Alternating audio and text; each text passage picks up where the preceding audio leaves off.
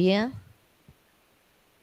Bom dia, pessoal. Tenho o prazer hoje de apresentar a doutora Renata Azevedo, psiquiatra, livre docente em dependências químicas, professora associada do Departamento de Psiquiatria da Faculdade de Ciências Médicas da Unicamp.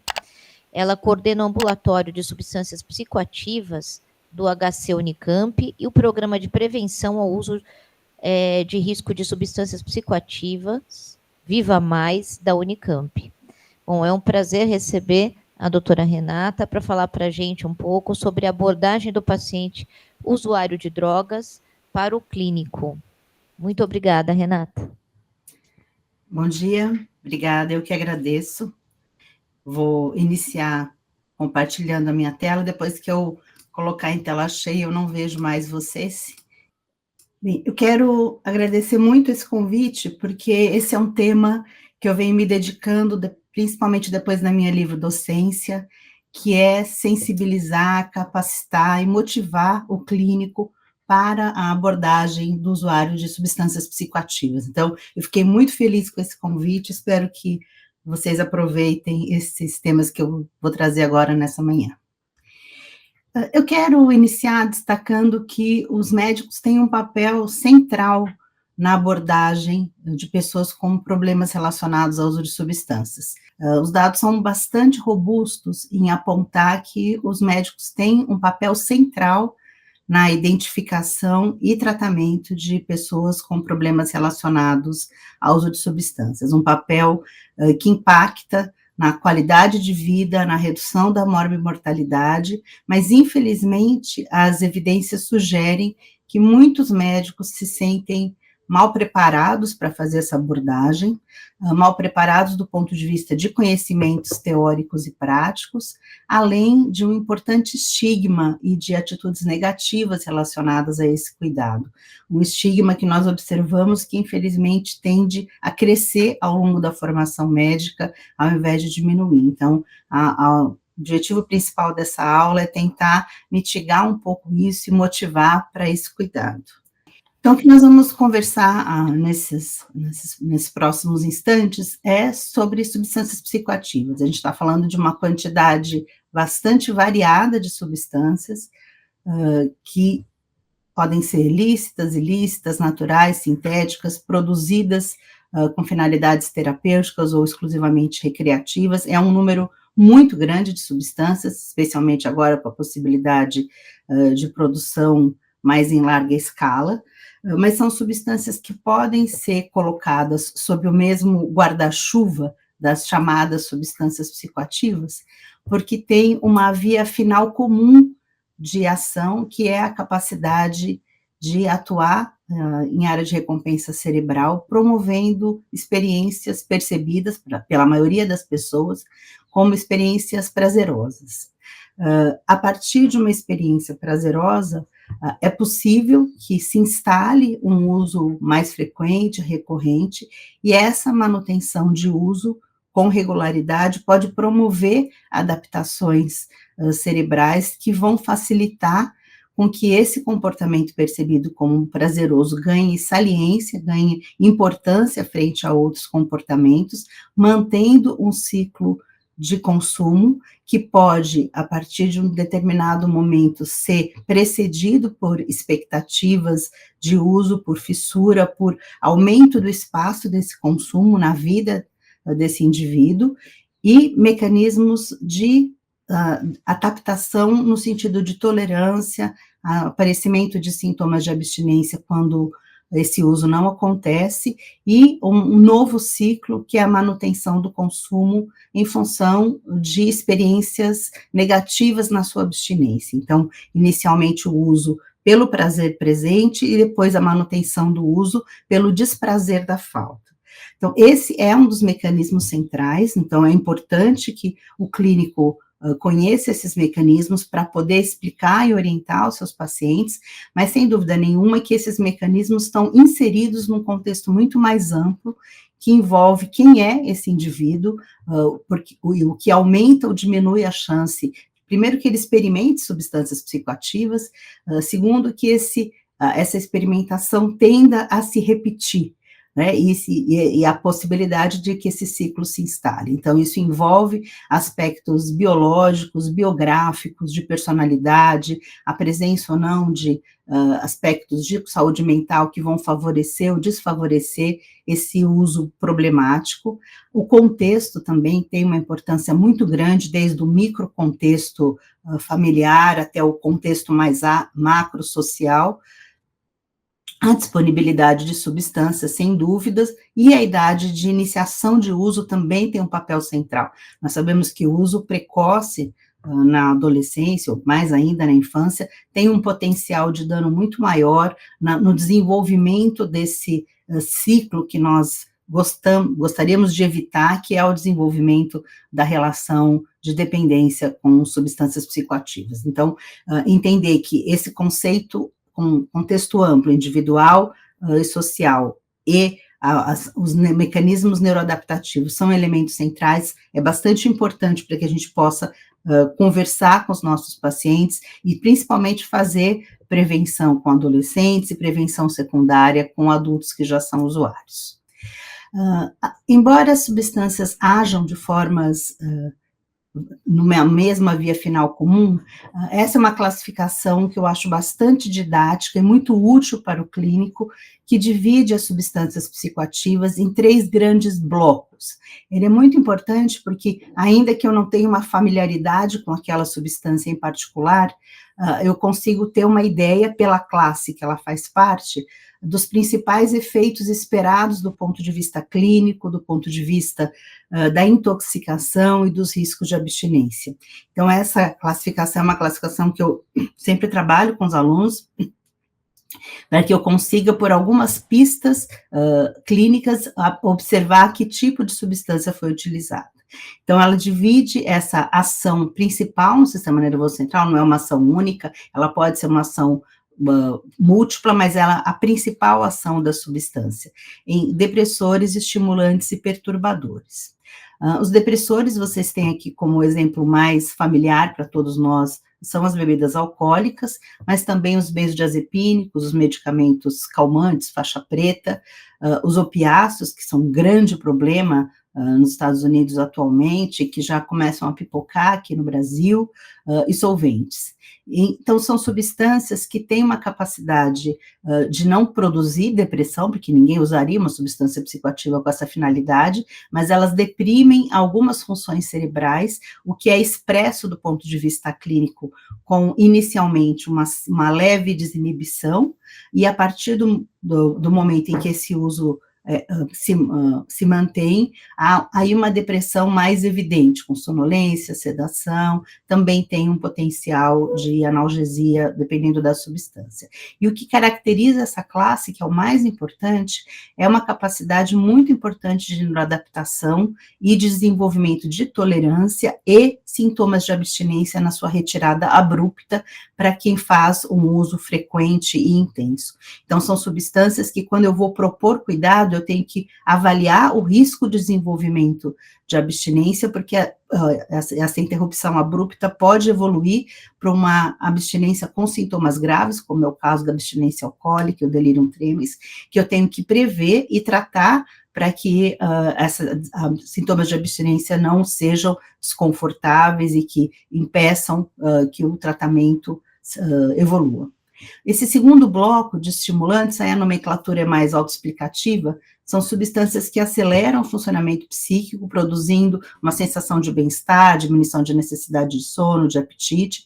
Nessa classe estão a cocaína, as anfetaminas, o êxtase, a nicotina, e são substâncias que têm um importante potencial dependogênico em função dessa ação estimulante, mas que têm um menor potencial de risco do ponto de vista de abstinência. Então, a abstinência de cocaína, ou mesmo da cocaína fumada na forma de crack, embora seja muito intensa do ponto de vista psíquico, muita fissura, ela não traz um risco clínico. Então, isso também é importante para que seja observado. A mesma coisa com a nicotina. É muito difícil parar de fumar por mecanismos tanto comportamentais quanto neurobiológicos, mas não há um risco clínico na parada abrupta, diferente dos depressores. E as substâncias perturbadoras, sem dúvida a mais conhecida de todos nós é a maconha. são substâncias que desorganizam o funcionamento cerebral, não produzindo exatamente depressão nem estimulação, mas uma desorganização que pode passar por alterações leves de senso-percepção até quadros mais claramente senso-perceptivos, como alucinações ou mesmo os quadros delirantes. Então, é importante que a gente tenha a ideia, então aqui são apenas alguns exemplos, mas todas as substâncias psicoativas cabem em algumas dessas classes para que a gente possa prever clinicamente o que pode acontecer com o uso, intoxicação e abstinência. E é uma coisa bastante importante também que o clínico precisa conversar com seus pacientes, é que os usuários não conhecem essa divisão e frequentemente misturam substâncias de diferentes classes ou da mesma classe. E na medida em que eu uso substâncias da mesma classe, eu potencializo o risco de intoxicação e aumento a chance de abstinência, e inversamente, se eu misturo classes diferentes, por exemplo, cocaína com álcool, que é algo comum em poliusuários, muitos pacientes dizem isso, eu só cheiro cocaína quando eu bebo, porque quando eu bebo diminui um pouco o meu senso crítico, eu produzo outros metabólitos, por exemplo, entre cocaína e álcool, eu produzo coquetileno, que tem um potencial 4 vezes maior de risco cardiovascular. Então, é importante também que essa informação seja francamente conversada com os pacientes sobre o risco da uso conjunto de substâncias psicoativas. Então, vamos dar uma olhada como é que está isso no nosso país, né? Então, esses são dados recentes, agora de 2023, do Vigitel, que apontam dados em relação ao uso abusivo de álcool.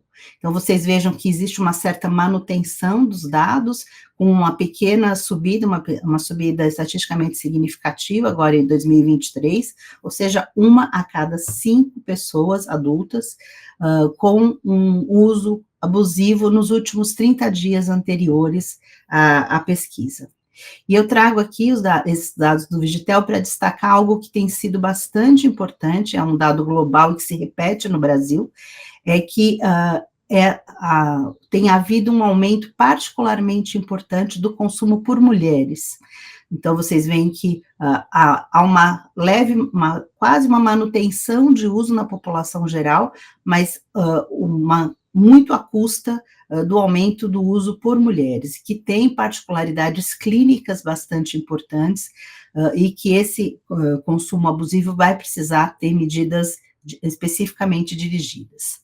Então, só para lembrar a todos, o que é considerado nas pesquisas uso abusivo ou binge de álcool, é o uso de 5 ou mais doses em uma única ocasião nos últimos 30 dias, esse é considerado binge, ou 4 ou mais doses para mulheres, né? Lembrando que a dose padrão, que é utilizada nas avaliações em pesquisa, é uma lata de cerveja, uma taça de vinho e uma dose de destilado. Então, é esse cartão informativo que é mostrado aos participantes da pesquisa para que esses dados sejam produzidos. Bem, em relação ao tabaco, esses são dados bem recentes, acabaram de ser lançados pelo LENAD, a gente teve uma lacuna de dados brasileiros, e ele aponta uma redução sustentada no consumo de cigarro no Brasil, mas o que a gente tem observado é que, embora o Brasil tenha conseguido, nas últimas décadas, ter uma queda muito expressiva na taxa de tabagismo, o Brasil sempre foi considerado um case de sucesso em relação à abordagem tabaco, parece que na última década, principalmente, houve uma certa estagnação e nós empacamos aí em torno do 10%, e vocês veem que houve já uma pequena subida de 2006 e 2023. Então, embora tenhamos feito muitas medidas de campanhas informativas, acesso a tratamento nas unidades básicas no SUS e em outras unidades, a gente precisa retomar a importância da cessação tabágica. E algo que um dado que tem trazido muita preocupação, que é a entrada no mercado de outras formas de uso de nicotina, os chamados DEFs, dispositivos eletrônicos para fumar, ou cigarros eletrônicos, vape, pod, então várias nomenclaturas, que foram falsamente noticiados como estratégias de redução de danos para a cessação tabágica, e na realidade são parte de um mecanismo da indústria do tabaco para iniciar uma nova geração de fumantes. Então, vocês vejam aqui que a maior parte dos usuários de cigarro eletrônico no Brasil não são adultos que estão tentando parar de fumar. São adolescentes e jovens que não eram tabagistas e que estão iniciando o tabagismo pela via do cigarro eletrônico. Então, um dado bastante preocupante e, embora a Anvisa tenha acertadamente não permitido a venda, é quase como se isso não fosse a verdade. A gente vê o uso de cigarro eletrônico absolutamente facilitado o acesso no Brasil. Então, a gente precisa trabalhar e com foco principalmente em adolescentes e jovens. Esses são dados em relação a substâncias ilícitas, eles já estão um pouco antigos, estão saindo dados mais recentes agora. Eu destaco o uso de maconha aqui na coluna azul, com uma prevalência de uso na vida em torno de 8%, de 2,5% no último ano. E em relação à cocaína, a gente tem dados mais recentes, que são os dados que já foram produzidos aí no último LENAD, apontando um crescimento no uso na vida de 3,9%, um levantamento anterior, para 5,4% atualmente, e uma certa estabilidade de uso no último ano. Então, o uso de cocaína, nesse caso, de forma aspirada ou na forma fumada, como crack, o uso é muito menos prevalente quando comparamos com álcool e tabaco, mas nós sabemos que, para os usuários, ele tem um potencial de dano clínico bastante importante. Quero reforçar esse dado que eu apontei anteriormente em relação à diferença de gêneros, porque esses dados da Pesquisa Nacional de Saúde do Escolar são os últimos dados, foram pré-pandêmicos, os novos vão sair ainda, mas eles já apontavam uma superioridade na taxa de experimentação, uso na vida, não é o uso frequente, problemático, mas é uma taxa de experimentação mais frequente nas meninas do que nos meninos, tanto para álcool, quanto para tabaco, quanto para substâncias ilícitas. Então, é muito importante que a gente olhe esses dados e construa estratégias de prevenção e de orientação dirigidas às meninas, que têm motivações, por vezes, diferentes dos meninos para a experimentação e têm um potencial de danos bastante particular. Então, aqui são dados, só para destacar essa diferença, que é chamada de efeito telescópio. Então, embora menos mulheres usem substâncias psicoativas, quando usam, elas tendem a caminhar mais rapidamente para o uso dependente ou para o uso problemático, por uma série de vulnerabilidades orgânicas, diferenças hormonais, diferenças de distribuição de gordura, boa parte das substâncias são lipossolúveis, diferenças do ponto de vista de vulnerabilidade social, do ponto de vista de lugar social, também em relação à presença de sofrimento mental, maiores taxas de associação com comorbidades como depressão e ansiedade, as questões que envolvem o uso durante o período gestacional e riscos específicos ou mais particulares nas mulheres, como a exposição a situações de risco, como situações de expulsão, de violência, inclusive violência sexual. Então, a gente precisa de estratégias específicas para a abordagem do uso por mulheres. E quando a gente olha o impacto do uso de substâncias do ponto de vista clínico, esses são dados globais que incluem o Brasil, e que destacam que 5% da carga mundial de doenças são atribuídas ao consumo de álcool, e essa morbidade afeta desproporcionalmente países com mais baixo IDH, países em desenvolvimento, e o álcool é relacionado a aproximadamente 3 milhões ou 5,3% das mortes anuais. E um dado que é muito importante é que mais da metade dessas mortes atribuíveis ao álcool ocorreram em pessoas menores de 60 anos, ou seja, uma redução bastante importante da expectativa de vida. Então, aqui são dados brasileiros do ano de 2021, apontando mais de 330 mil internações e 69 mil óbitos relacionados ao uso de álcool, alguns como causa direta, como o que envolve quedas, a própria dependência, acidentes de trânsito, situações de violência, e outros relacionados a patologias álcool derivadas, como uma série de doenças cardiovasculares, hepáticas, pancreáticas, vários tipos de câncer. Então, sem dúvida nenhuma, abordar o uso de substâncias numa população redesenha a morbimortalidade, né? Falando principalmente de álcool e tabaco, mas as substâncias ilícitas também. Os danos e os custos sociais relacionados ao tabagismo são absolutamente expressivos e muito superiores a qualquer arrecadação que possa ser feita. Então, sem dúvida nenhuma, é muito importante que a gente invista muito em trabalhos de cessação tabágica e de manutenção dos ganhos que nós tivemos em relação a isso. Então, profissionais médicos terão contato com pessoas com uso e, particularmente, uso problemático de substâncias psicoativas em diversos contextos de trabalho.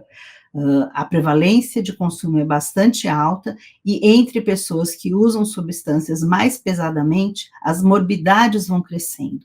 Então, não há como um profissional médico atender pacientes e não se defrontar com pessoas com uso problemático de substâncias. Portanto, a importância de ter essas informações para poder trabalhar durante os atendimentos clínicos em diversos contextos, como eu vou abordar aqui brevemente.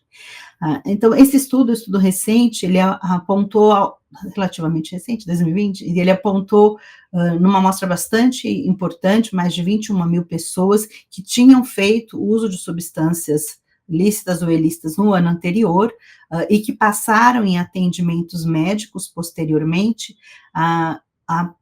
um terço deles, 34%, informou que nada havia sido indagado sobre o uso de substâncias durante esse atendimento clínico.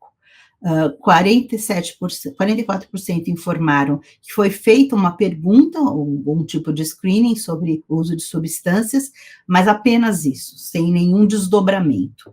E apenas 21%, ou seja, um quinto das pessoas que tinham feito no uso anterior e passaram em atendimento médico, informaram que foi feita uma indagação e uma orientação pelos profissionais de saúde. E é interessante observar que para esse subgrupo que recebeu uma orientação, houve uma associação positiva, um aumento de 3 vezes a chance de que ele recebesse algum tipo de tratamento relacionado ao uso de substâncias, ou um tratamento específico, um aumento de 4 vezes, um tratamento específico para uso de substâncias. Então, qual é o grande valor de que tanto a detecção seja feita, quanto a abordagem também. Então, a abordagem pode ser facilitada pelo uso de instrumentos de screening. Esse é o Audit, que provavelmente vários de vocês já conhecem, um instrumento utilizado pela OMS, já validado na população brasileira, com um ponto de corte inicial para consumo de risco de 8, bastante simples de ser aplicado em diferentes contextos clínicos, e que vai fazer ali no ponto de corte de 8 uma peneira grossa para triagem, para uma avaliação mais aprofundada. Já o ponto de corte 15 já sugere um risco maior de um uso bastante problemático. Esse é um instrumento de triagem sugerido no National Institute on Drug Abuse, NIDA, bastante simples para ser usado em diferentes contextos, inclusive em contextos de atendimento de emergência, que é o Kick Screen Question. Então, a pergunta é sobre o uso no último ano.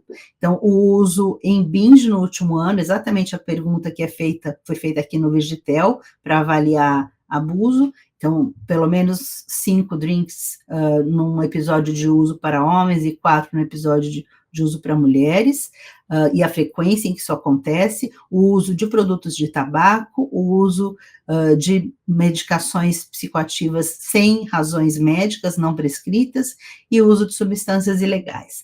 A resposta, sim, para qualquer dessas perguntas sugere um aprofundamento na avaliação sobre consumo. Essa é uma estrutura que nós adotamos já há algum tempo aqui no hospital universitário e na formação dos alunos, que é introduzir uma pergunta-abordagem já junto no atendimento de pessoas em relação ao uso de tabaco. Então, incluir a pergunta se o paciente fuma em qualquer anamnese clínica, se ele não fuma e tem mais de 20 anos, nós sabemos epidemiologicamente que a chance de alguém começar a fumar depois dos 20 anos é bastante pequena, então a gente apenas reforça esse comportamento que ele já tem de não ser tabagista. Se ele não fuma, ele tem menos de 20 anos, usar algumas estratégias de reforço e também orientar que bom que ele não fuma e que se mantenha assim.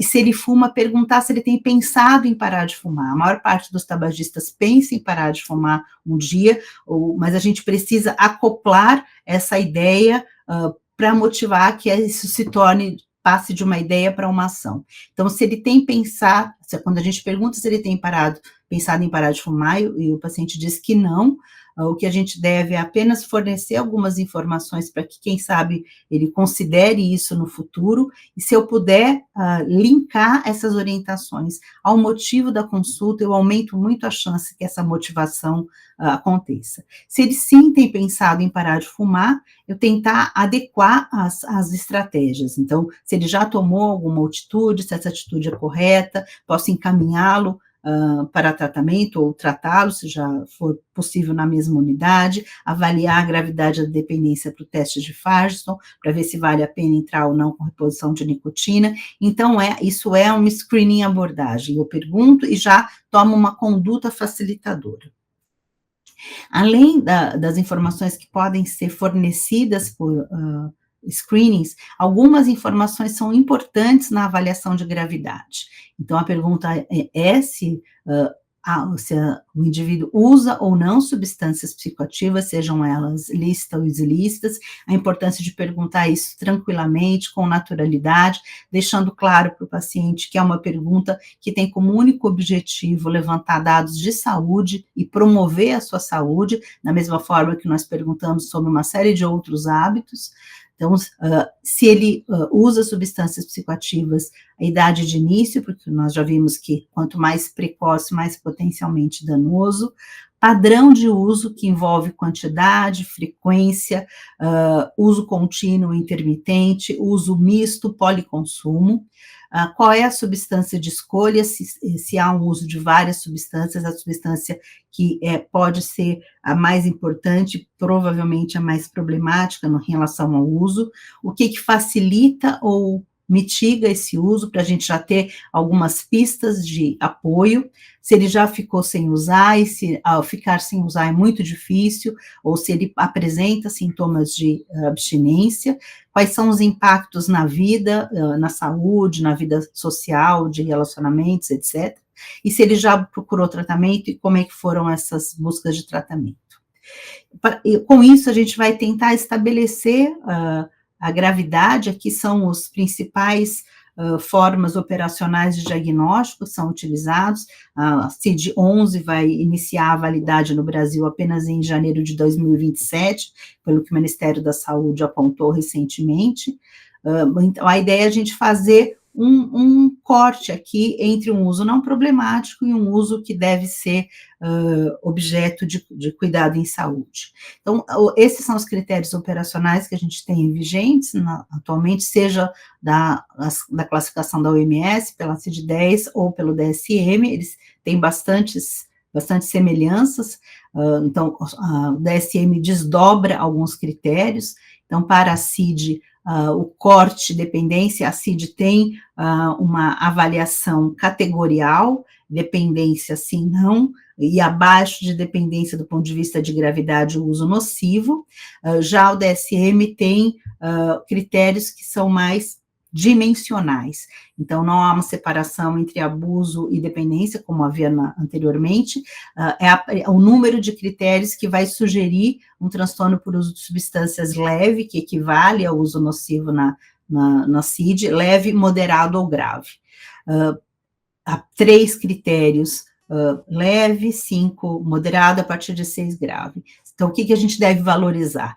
O desejo intenso para uso, a presença de fissura, que são aquela antecipação pelo uso, a quantidade de uso maior do que o planejado, a perda a perda de controle, o uso em situações em que o risco se impõe, umas situações que eu não deveria usar em quantidades maiores, a restrição do repertório, que é o critério mais importante, na minha opinião, que é o quanto que a vida vai se empobrecendo em função do uso de substâncias, porque outras fontes de prazer vão perdendo valor, deixar de realizar atividades, manter o uso apesar de conhecimento de prejuízos, o tempo gasto e 2 fenômenos de adaptação orgânica, que são tolerância, que é a necessidade de doses maiores para manter o mesmo efeito, ou diminuição de efeito se eu manter a mesma dose, e sintomas de abstinência.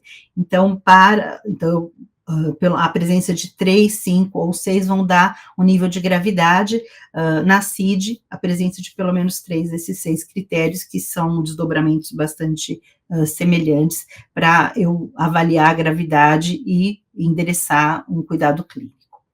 Além de avaliar a gravidade, é muito importante avaliar como é que esse indivíduo percebe esse uso e qual é a sua disposição para mexer nisso, né? Então, muitos dos nossos pacientes não consideram esse uso problemático, então, o nosso trabalho, quando esse uso é problemático, é apontar por que nós consideramos problemático, seja pelos impactos na saúde, seja pelo padrão de consumo, e tentar transformar um estado de pré-contemplação no estado de contemplação, ele considerar, bom, eu não acho que eu tenho um grande problema, mas eu reconheço que de vez em quando eu exagero, e aí a partir disso a gente crescer numa motivação para que mudanças sejam feitas. Então, isso é bastante importante, porque eu tenho que adequar a minha intervenção ao momento desse indivíduo, não adianta eu propor tratamento para alguém que nem acha que tem um problema. Então, essa eu acho que é uma das dificuldades no cuidado para os clínicos, é entender que não é algo óbvio como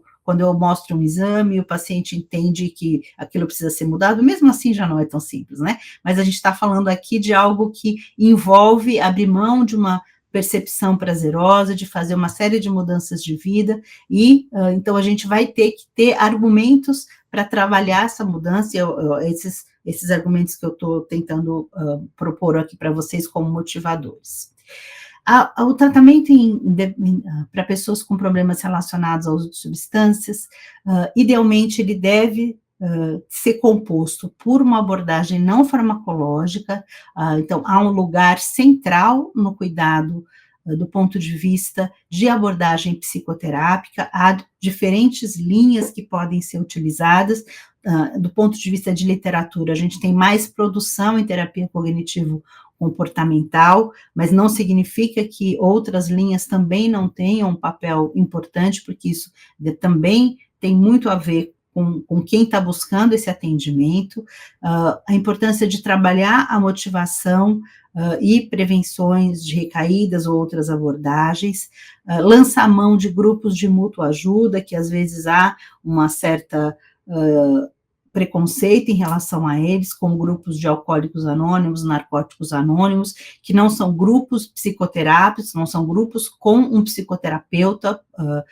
são grupos de espelhamento, com trocas de experiências entre pessoas que têm problemas relacionados ao uso de substâncias. Para quem se adapta a essa modalidade, ele tem um papel bastante importante, e a importância de que haja uma melhora na autopercepção em relação ao uso, aos eventos que facilitam esse uso, gatilhos emocionais, ambientais, para que esse indivíduo consiga construir novos repertórios em relação ao uso de substâncias. Então, a abordagem não farmacológica é absolutamente central no tratamento. E ela poderá ser complementada por abordagem farmacológica, que não é o ponto central do tratamento. Embora algumas situações clínicas, a abordagem farmacológica tenha um papel central, por exemplo, no tratamento da abstinência alcoólica com medicações de tolerância cruzada, que são os benzodiazepínicos, a redução da perda de controle com medicações anti-craving, como a naltrexona, no tratamento do tabagismo, a terapia de reposição de nicotina, podendo ser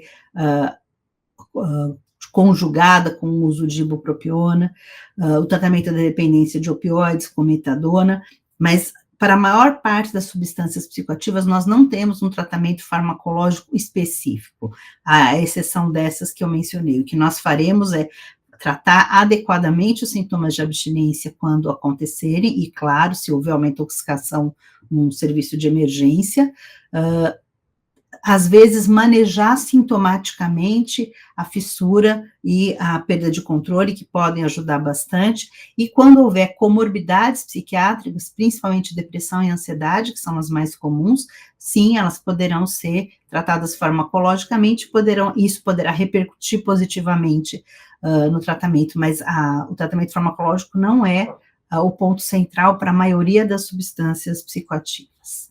Então, eu vou trazer aqui 3 exemplos de iniciativas de abordagem clínica que nós realizamos, acho que é para motivar um pouco os clínicos sobre trabalhos práticos, né, trabalhos na vida real. Primeiro é um exemplo de uma atividade, de uma pesquisa realizada, pesquisa-ação realizada em unidades básicas de saúde, foi o trabalho de doutorado da minha aluna Bruna Ximenes, e ela trabalhou capacitando clínicos, principalmente pediatras e ginecologistas, nas unidades básicas de Paulínia, um município aqui ao lado de Campinas. Nós fizemos um levantamento de informações que os profissionais já tinham em relação ao uso de substâncias psicoativas, principalmente a abordagem em adolescentes. Fizemos uma capacitação para o uso do CRAFT, do CESAR, que é um instrumento de triagem que nós validamos, norte-americano, que é bastante simples para ser incorporado no cotidiano clínico nas unidades básicas de saúde. Fizemos um pós-teste após a capacitação, e essa um instrumento bastante simples, porque ele já sugere o tipo de intervenção que vai ser feita, utilizando esse fluxograma SBIRT, que é bastante conhecido, qual é o tipo de intervenção que poderá ser feita a partir da gravidade de uso naquele paciente avaliado. Então, foram resultados bastante interessantes, que nós ficamos muito motivados de inserir no contexto da atenção básica a abordagem e intervenção no uso de substâncias psicoativas. O segundo contexto muito importante é o hospital geral, né? Uma percentagem muito importante, às vezes até 1 em cada 3 pacientes internados tem problemas relacionados ao uso de substâncias, e a maioria não é abordada. E essa taxa é elevada porque as substâncias trazem repercussões clínicas muito importantes. O álcool, uma série de patologias, doenças gástricas, hepáticas, o tabagismo, como nós conhecemos, a presença do uso de substâncias impacta na evolução dos quadros, em complicações anestésicas, maior tempo de permanência. Então, é muito importante que esse espaço do hospital geral seja aproveitado como uma janela de oportunidade. Então, embora esse dado seja conhecido, a abordagem feita durante a internação, ela é frequentemente desperdiçada. O paciente, quando está em ambiente hospitalar para o tratamento de uma situação clínica ou cirúrgica, ele já está sem uso de substâncias, forçosamente, por conta de estar no espaço de saúde. Então, é um momento muito importante para que ele reflita sobre o uso, reflita sobre a possibilidade de não usar e o quanto que isso pode estar impactando nos problemas de saúde. Quando os pacientes estão internados, há uma melhor recepção a medidas de abordagem em saúde, as pessoas estão mais receptivas a isso, então vale a pena aproveitar esse momento, porque ela tende a se tornar mais efetiva quando é iniciada no contexto ambulatorial de internação. Então, foi com essa premissa que nós fizemos esse trabalho, foi um estudo chamado Estudo EIBO, Estudos de Intervenção Breve Oportuna, foi feito aqui no Hospital de Clínicas da Unicamp, eu e meu colega da Interconsulta, Neuri Botega, que nós triamos ao longo de um ano pacientes que internavam e a detecção de quadros depressivos, comportamento suicida, problemas com álcool e tabagismo. Eu vou mostrar aqui para vocês especificamente o recorte feito com abordagem de tabagismo em pacientes que internaram no hospital geral. Então, nós triamos 450 pessoas que internaram, seja nas enfermarias ou pais de crianças que acompanhavam os seus filhos na pediatria. Não eram pacientes, eram acompanhantes dos seus filhos. E aleatorizamos em 3 grupos. Uma chamada intervenção de alta intensidade, que era composta de uma entrevista motivacional, feita por alguém da equipe do meu ambulatório, já capacitado para tabagismo, em torno de 30 minutos, na beira do leito, motivando para a cessação tabágica, a orientação de encaminhamento após a alta para o seu território, para tratamento de tabagismo, seguido de 8 telefonemas por 6 meses de motivação para avaliar como é que tinha sido essa possibilidade de cessação tabágica. O segundo grupo foi o que nós chamamos de intervenção de baixa intensidade, um aconselhamento de 15 minutos, feito sobre os benefícios da cessação tabágica, se possível, linkando com a razão que levou à internação, quando era possível, claro, o encaminhamento na alta e apenas um telefonema de checagem 6 meses depois, e não os 8 telefonemas.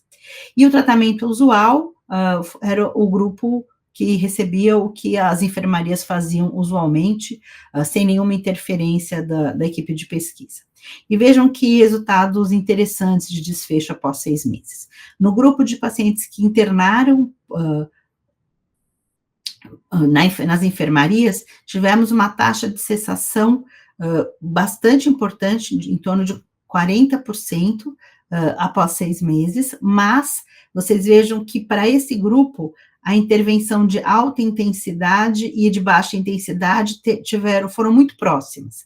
Então, se eu fizer uma orientação bem feita de 15 minutos e encaminhar para tratamento, aproveitando a janela de oportunidade da internação, isso já é suficiente e mais custo efetivo, né, mais barato de ser feito.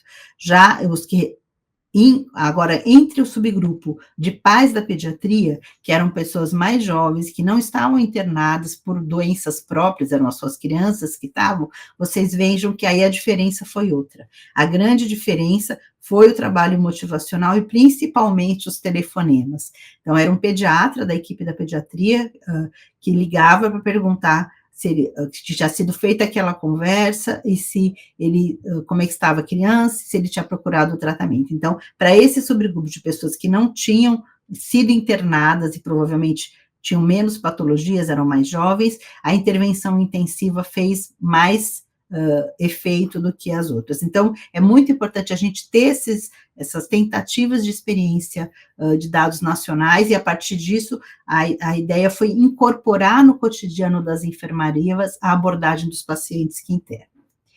E o terceiro contexto é o contexto das unidades de emergência, UPAs ou pronto-socorros, que são um espaço de intervenção precioso e frequentemente mal aproveitado. Então, a emergência é um dos principais acessos ao sistema de saúde entre usuários de substância, muitas vezes é o único ponto de acesso a tratamento que usuários de substâncias procuram, são os sistemas de emergência. Então, treinar a equipe tem muito valor do ponto de vista de redução de estigma, melhora na capacidade de reconhecimento de quadros e, se possível, acoplar a intervenção breve e encaminhamento qualificado, tem um ganho muito importante e bastante robusto já demonstrado. Mas, infelizmente, isso é pouco feito ainda no nosso país. A prevalência de transtornos por uso de substâncias na emergência é muito alta, vocês sabem disso, muitas vezes por queixas físicas, e esses pacientes tendem a buscar mais a emergência e ficarem mais hospitalizados do que não usuários. Então, é muito importante que a gente aproveite essa situação.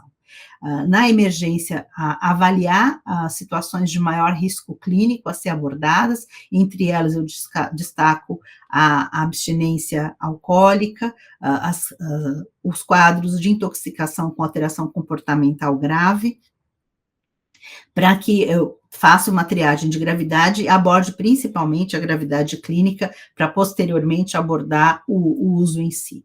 Então, tratar o problema agudo, identificar as complicações, avaliar a gravidade e motivar para o cuidado. Então, mesmo que o paciente com problemas com uso de substâncias tenha uma certa minimização da gravidade do uso, naquele momento ele reconhece que, pelo menos naquele dia, ele exagerou. Então, é um bom momento para a gente abordar de uma forma cuidadosa esse uso e encaminhar para tratamento. Foi isso que foi feito nesse trabalho, foi o trabalho de mestrado da minha aluna Vitória Padilha, em que ela acompanhou ao longo de um ano os pacientes que passaram no nosso atendimento de urgência por uso de substâncias psicoativas. Vocês vejam que 40% deles foram para a unidade de emergência buscando uma forma de se tratar. Então, é de fato um momento bastante precioso, e para esses pacientes atendidos na emergência, era feito um convite para que eles voltassem na semana seguinte ou na próxima, se fosse possível, no nosso ambulatório, para motivá-los para tratamento e facilitar a ida, seja para uma unidade básica de saúde, seja para o CAPS, ou mesmo para o nosso ambulatório. E vocês vejam que uma estratégia de abordagem bastante simples teve resultados importantes na busca por tratamento e na redução dos problemas relacionados ao uso de substâncias em 30 e 90 dias, acoplado. Então, hoje a gente também tenta, durante o atendimento da emergência, não deixar passar essas oportunidades de abordagem. Então, as intervenções breves para pessoas com uso de substâncias, que devem ser acopladas aos atendimentos clínicos cotidianos, envolvem, portanto, a triagem do padrão de uso e problemas clínicos relacionados, se necessário, com o uso de instrumentos padronizados que podem facilitar, uma devolutiva apontando os riscos desse uso, e, se possível, ligando esse uso ao motivo do atendimento, tentar parear a intervenção a estágio motivacional, estimulando a redução ou cessação do uso, quando ele já tem impactos clínicos, reconhecer que provavelmente haverá uma ambivalência, claro, a gente está falando de abrir mão de um comportamento que tem um papel importante na vida desse indivíduo, então tentar ajudá-lo nessa balança de prós e contras e facilitar o acesso a tratamento qualificado nas unidades possíveis e disponíveis na região. Então, o que nos cabe como médicos, né? Fazer o que a gente está fazendo hoje, atualização, capacitação no tema, inserir a informação no cotidiano clínico, fortalecer fatores de proteção e abordar os de risco, detectar sempre mais precocemente, analisar a gravidade e fazer um encaminhamento condizente. Então, as recomendações do CRM são de que todo médico deve investigar o uso de substâncias nos seus pacientes de uma forma tranquila, empática, orientar sobre o uso de risco, a importância da intervenção breve, que às vezes bastante breve, em torno de 5 a 8 minutos, tem resultados importantes, a combinação de farmacoterapia com psicoterapia como sendo a mais eficaz nos casos mais graves, se possível, orientar a família, e ainda que o clínico não se sinta apto a intervir, nunca deixar de detectar, e pelo menos motivar para a busca de atendimento com referência e contra-referência. Então, esse só para fechar, é o material que nós trabalhamos atualmente com os alunos, como competências esperadas em relação à abordagem de substâncias. Então, a importância de quebra de estigma, fazer detecção adequada, orientar, iniciar o cuidado e motivar para o cuidado especializado quando necessário. Obrigada.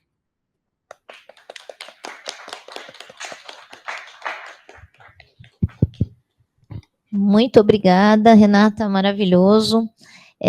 Sabe uma coisa que eu tenho visto muito no dia a dia? O paciente ele tem uma grande resistência a procurar outros profissionais. Então, o clínico acaba sendo a pessoa mesmo que vai ter que ajudar ele por muito tempo, até ele ter a motivação de procurar ajudas mais especializadas, né? É isso Então não mesmo. tem jeito, o clínico precisa saber mais sobre esse assunto, né? A gente tem tentado ampliar muito essa possibilidade de intervenção pelo clínico. Então, hoje, no ambulatório de substâncias que eu coordeno, passam residentes da clínica médica, da pneumo, da ebiatria, da medicina do trabalho, porque a boa parte do trabalho será deles, né? A mesma coisa a gente tem dentro do ambulatório de saúde mental na gestação, uma abordagem específica para uso de substâncias por gestantes, onde passam os residentes de obstetrícia, porque será deles também o papel de orientar as gestantes, se possível, no planejamento da gestação, para que seja uma gestação que ocorra no momento desejado, e abordar o uso de substâncias nesse período. Então, não tenho dúvida nenhuma que o grande papel não é o papel do psiquiatra, o psiquiatra vai ficar com casos comórbidos de maior complexidade, a gente tem que fazer capacitação para clínicos e não há clínica que não passe por isso em algum momento. Então, a ideia é exatamente essa, sensibilizar para que todos entendam que é de qualquer médico a abordagem das substâncias. Deixa eu perguntar aqui, alguém tem alguma dúvida, pessoal? Não? Mesmo aqui no hospital, temos o grupo de tabagismo, tenho várias pacientes que eu tenho que fazer o tratamento do tabagismo porque eles não querem ir no grupo, né? Então, eu acabo fazendo, né? Uma motivação que eu uso, muitas vezes, é porque para conseguir a medicação gratuita, ele precisa estar vinculado a um grupo. Então, eu acabo usando essa motivação para eles também entrarem no grupo. Mas não é infrequente eu ser a primeira pessoa que vai começar a tratar. Eu acho que os clínicos precisam tratar e nós temos um desafio que é ter serviços mais acessíveis para usuários de substância, né? Eu discuti isso essa semana aqui no Hospital de Clínicas. O meu ambulatório é um ambulatório porta aberta, né? Que é uma coisa incomum no hospital terciário quaternário. Mas para dependentes de substância, se eu coloco muitos obstáculos, né? Ele vai ter que ir numa unidade básica de saúde para fazer um acolhimento, para depois ele se perde no caminho. Então, eu acho que melhorar o acesso a cuidado faz toda a diferença mesmo. Adoramos essa ideia do convite, a gente já conversei aqui com a chefe, nós vamos introduzir isso aqui no HU também, pacientes que são hospitalizados ou que passam no PS para receber o convitinho, ao menos para o tabagismo que a gente tem aqui, né? Tem que aproveitar todas as oportunidades mesmo, né? E depois, foram pesquisas que depois se transformaram em mudanças comportamentais da equipe. Né? Hoje é natural o paciente que sai do pronto-socorro para o uso de substâncias, às vezes ele vem ainda de pijaminha lá do pronto-socorro, enquanto está em observação, já participar do grupo pela manhã. A gente não pode perder essa oportunidade, né? Nossa, que muito legal. Nossa, muito obrigada, Renata, né? Muito obrigada, excelente, viu? Só temos que agradecer. Eu que agradeço. Obrigada.